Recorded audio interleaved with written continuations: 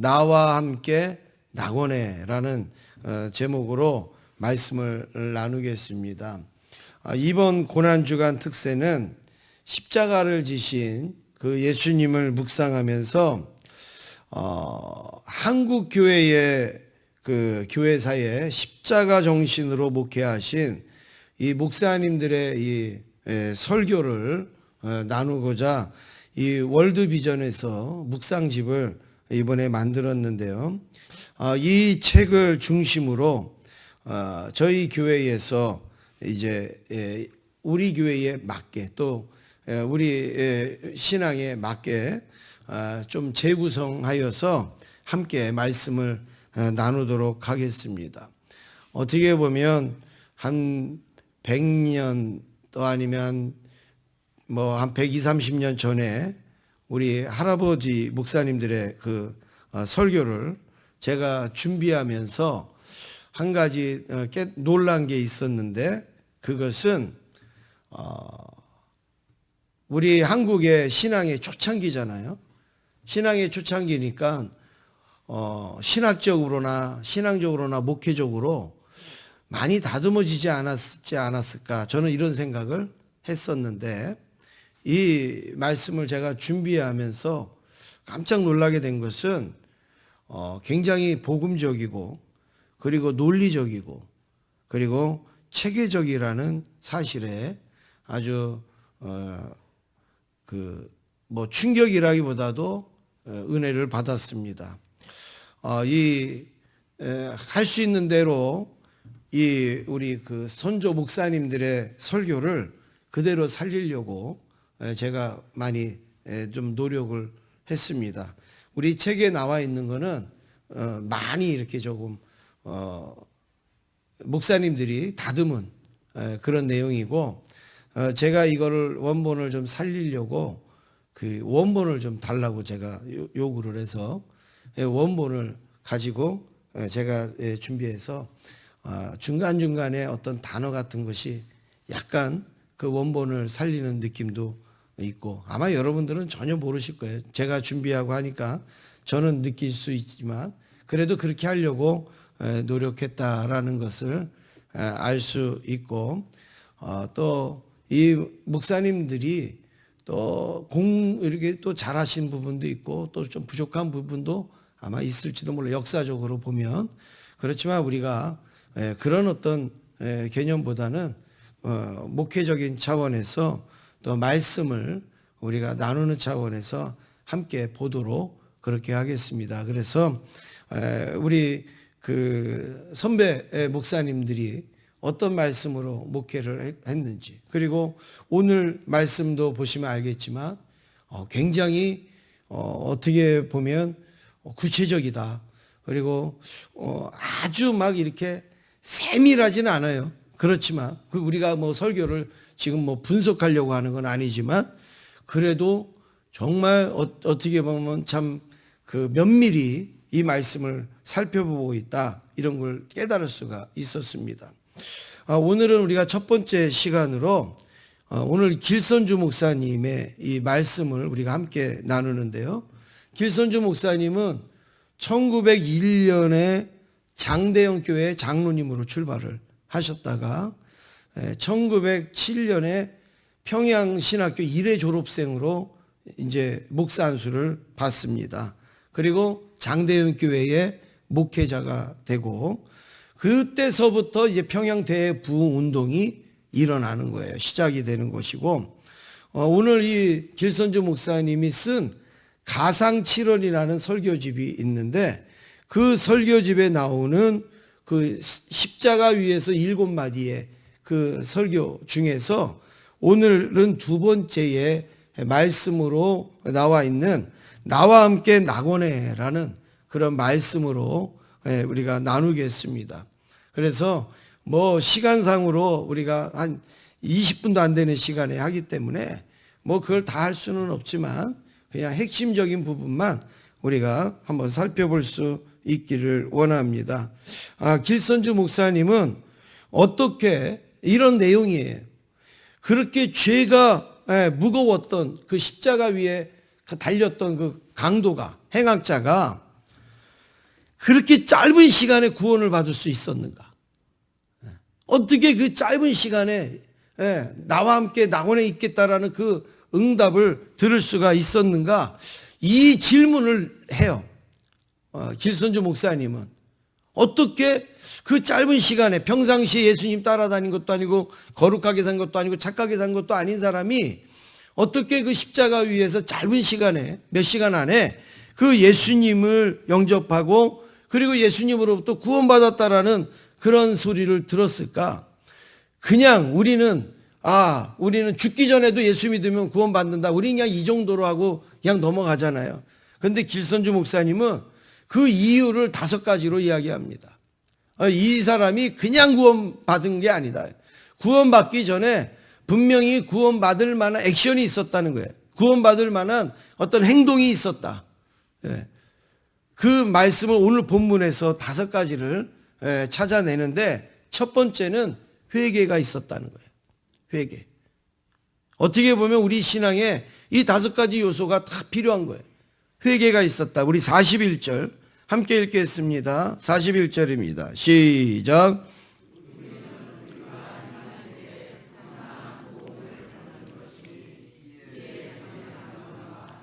이 사람이 행한 것은 옳지 않은 것이 없느니라 하고, 지금 이 다른 행악자하고 지금 논쟁이 벌어지지 않습니까? 십자가 위에서. 그 사람이 뭐라 그래요? 당신도 구원하고 우리도 구원하라 막 이러면서 예수님을 비난할 때 지금 이 구원받은 이 행악자가 하는 얘기가 우리가 행한 일에 상당한 보응을 받는 것이니 그랬습니다. 여러분 이 말이 뭐라고 어떻게 들려요? 이게 회개의 일종이다. 이렇게 지금 말하는 거예요. 우리는 우리가 행한 일에 상당한 보응을 받는 거예요. 지금 억울하게 십자가에 달린 게 아니라는 거예요.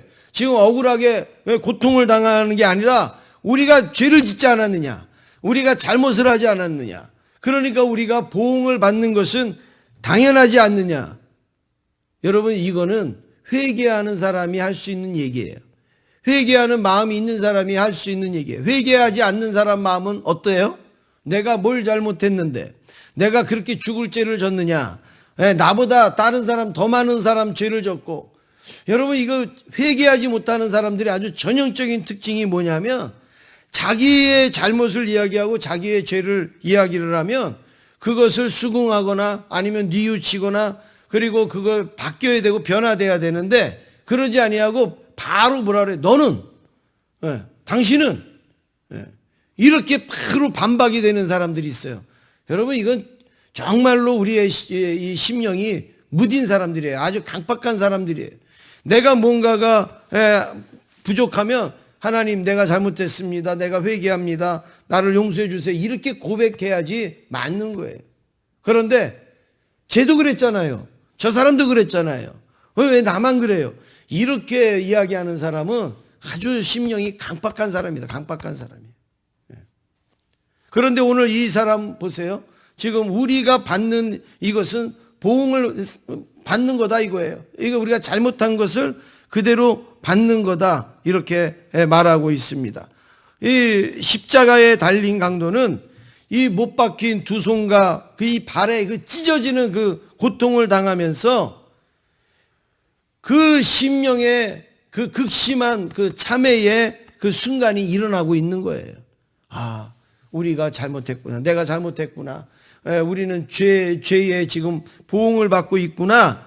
이것을 지금 고백하면서 지금 뉘우치는 말, 회개하는 말, 이런 것을 할 수 있어요. 여기 뭐 회개라는 단어는 쓰지는 않았지만 결과적으로 보면 회개의 요소가 있었다는 거예요. 결과적으로 보면 그 회개의 모습이 이 사람에게는 비추어졌다라는 말씀입니다. 고통 속에서 한편 강도는 비난했지만 구원받은 강도는 회개해야 하는 자세가 있었다. 그 다음에 두 번째는 이 사람이 어떻게 짧은 시간에 이렇게 구원을 받을 수 있었을까? 신앙이 있었다. 믿음이 있었다는 거예요. 믿음이. 40절 말씀을 같이 보시겠습니다. 40절입니다. 시작. 하나는 그 사람을 꾸짖어 이르되 내가 동일한 정죄를 받고서도 하나님을 두려워하지 아니하느냐. 예. 지금 여기 꾸짖었다. 비난하는 그 다른 강도를 꾸짖었다. 내가 동일한 정죄를 받고서도 우리가 잘못해서 우리가 정죄를 지금 받는데 누구를 두려워하지 아니하냐고요? 하나님을 두려워하지 않느냐? 하나님 두렵지 않느냐? 이 이야기를 해요. 근데 이게 무슨 신앙이냐? 이렇게 여길 수가 있는데 여러분 지금 이 비난하는 강도는 지금 하나님을 비난하고 있습니까? 예수님을 비난하고 있습니까? 누구를 비난하고 있죠? 예, 예수님을 비난하고 있잖아요. 예. 당신도 구원하고 우리도 구원하라고. 이 강도는 누구를 비난하는가 하면 예수님, 그 십자가에 달리신 예수님을 비난하고 있어요. 그런데 이 지금 구원받은 이 강도는 지금 누가 두렵지 않느냐고 말을 하고 있어요? 하나님이 두렵지 않느냐. 여러분, 이 뭔가가 인칭이 안 맞잖아요. 지금 이 강도는 예수님을 비난하고 있는 거예요. 그런데 이 강도는 왜 하나님이 두렵지 않느냐 이렇게 얘기를 해요. 여러분, 여기에서 우리가 찾을 수 있는 것은 무엇이냐면 바로 예수님을 하나님으로 봤다는 거예요. 이 구원받은 강도는. 예수님을 하나님으로 본 거예요. 하나님이 두렵지 않느냐라고 말하는 것은 예수님을 하나님으로 여기면서 예수님에 대한 신앙이 있는 거예요. 믿음이 생긴 거예요.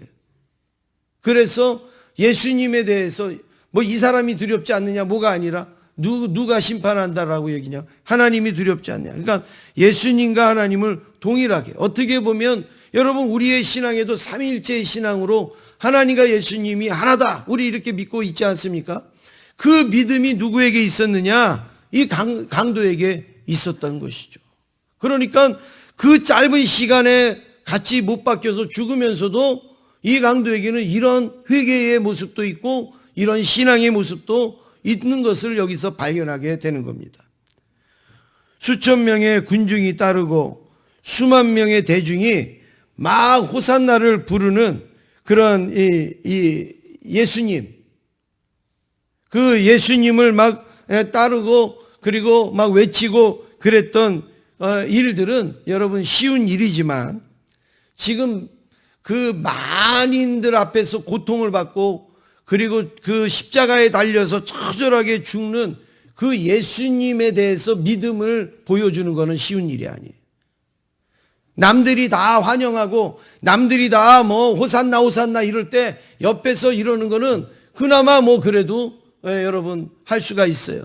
그런데 전부 다 저주와 비난과 조롱을 하는 그 십자가 위에 달린 그 예수님에게 하나님과 같은 신앙의 고백을 한다는 것은 여러분 이건 굉장히 놀라운 고백이에요. 그런데 그 고백을 누가 하고 있느냐? 강도가 했다는 거예요. 그 십자가에 달린 그 강도가 한 거예요. 그게 바로 믿음이에요. 여러분 우리가 어려울 때 힘들 때에 우리가 이 믿음으로 이렇게 고백하는 그게 진짜 믿음인 거예요. 믿습니까?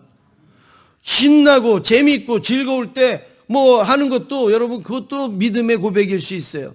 그런데 정말 어려울 때, 정말 힘들 때에 그때 우리 입에서 나오는 고백이요. 그게 진짜 고백이에요. 우리는 어떤 고백이 있는가 한번 우리가 돌아볼 수 있기를 원합니다. 예를 들어서 우리가 장사를 한다. 오늘 아주 매상이 많이 올랐어요. 우리 하나님은 살아계신 하나님, 우리 하나님은 좋으신 하나님, 우리 하나님은 멋지신 하나님. 우리가 이렇게 이야기하는 거 여러분 그것도 귀한 거죠. 그런데 오늘 매출이 없어요. 오늘 아주 장사가 안 됐어요. 그런데도 우리 하나님을 구원의 하나님과 또 능력의 하나님과 은혜의 하나님으로 고백할 수 있다는 거. 여러분 그게 얼마나 귀한 일이겠습니까? 제가 오래전에 대전에서 잠깐 있었던 일이 있는데요. 그 대전에 어느 집사님 여자분이 한 분은 정말 기도하고 전도밖에 몰라요. 그런데 어떤 가게, 조그만 가게를 하나 얻어서 거기서 장사를 하는데 기도하고 전도밖에 모르기 때문에 장사를 할 줄 몰라요. 제가 이렇게 봐도 장사를 할 줄 몰라요. 그래도 뭐 어떻게 장사를 해야 되니까. 그래서 뭘 했느냐? 김밥집을 했어요. 김밥집을. 그런데 김밥집을 해가지고 김밥을 이렇게 말아놓고 이제 팔잖아요.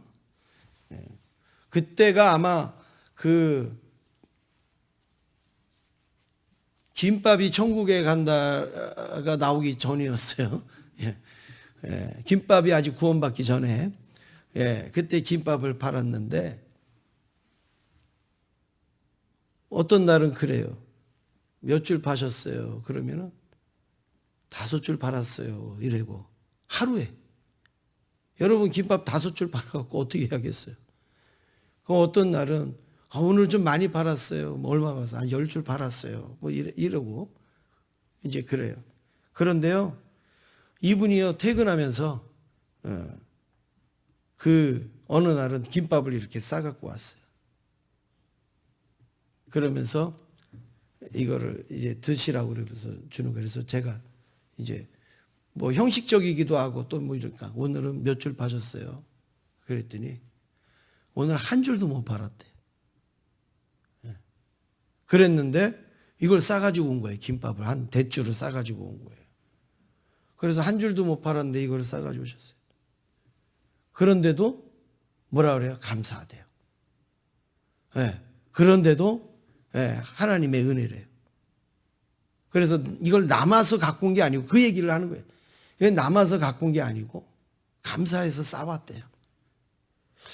제가 그걸 이렇게 받고 그걸 먹으면서 이게 신앙이구나. 이게 신앙이. 오늘요 100줄 팔았어요. 오늘 너무너무 기분이 좋아요. 막 여러분 뭐 사람이 대부분 이렇잖아요. 그런데 한 줄도 못 팔았대요.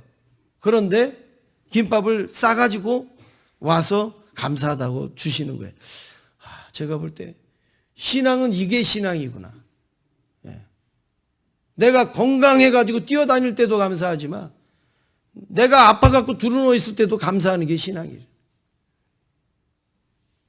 내가 하고 싶은 대로 잘 되는 것도 감사하지만 내가 하고 싶은 대로 안 되는 것 가운데서도 하나님 앞에 신앙을 고백하는 거, 이게 정말 신앙이구나.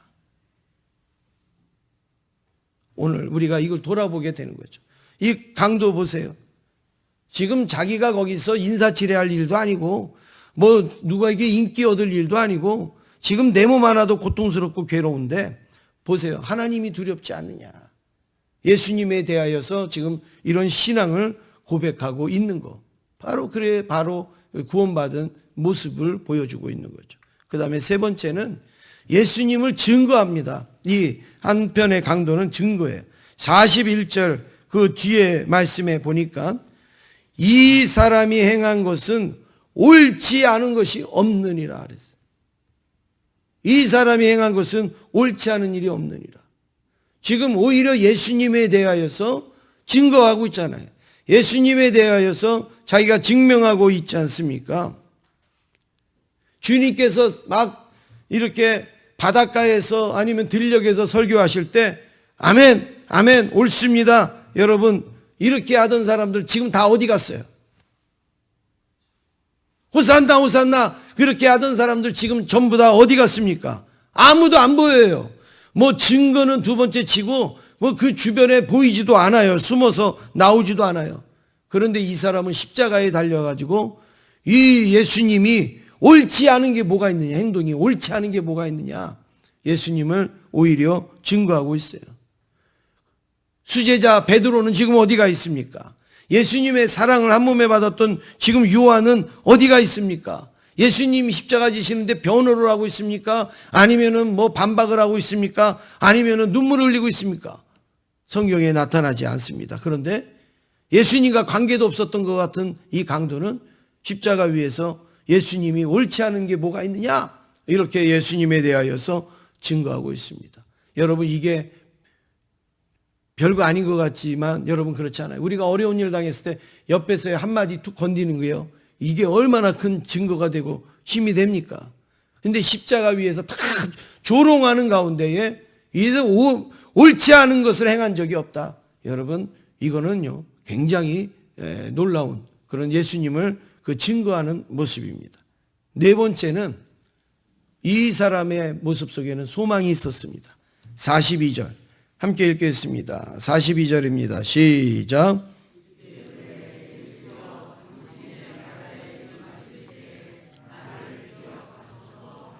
예, 지금 이 강도가 예수여 당신의 나라에 임하실 때에 나를 기억하소서. 당신의 나라가 어디예요? 천국이에요. 천국. 예수님이 내가 나와 함께 낙원에 있으리라 대답을 하셨잖아요.